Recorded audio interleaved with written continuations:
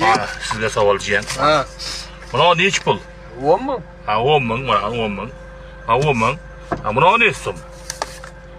20 ming. Dükkan qo'shsa nechi so'm bular? 30 ming bular. Ha, bunachi? 2 ming.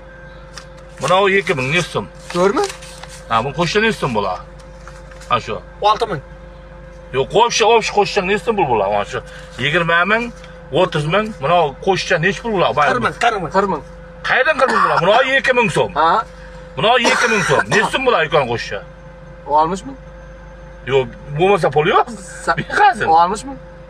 Hozir sen ayt. Voy. Mana, buna nechi so'm? 20 ming. Buna nechi so'm? 30 ming. Buna qo'shsa nechi so'm bular? 12 ming. Yo'q, sen savol.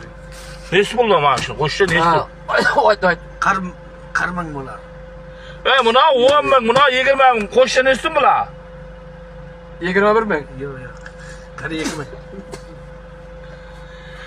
Dükkanga pul yo'q bo'lmasa. O'zingiz ayting qani? Yo'q, men. Uchidan aytsangiz? Yo'q, men. Uchidan. Buna 20 ming. 20 ming. 30 ming. Buna 2 ming so'm qo'shsa nechi so'm bular? Siz ayting qani? Men o'ysam nima qilaman? Men 32 ming bo'lar buni. Mayli, men aytdim. Ha, bo'ldi. Buni 2 mingga qo'shsa nechi so'm bular? 33 ming.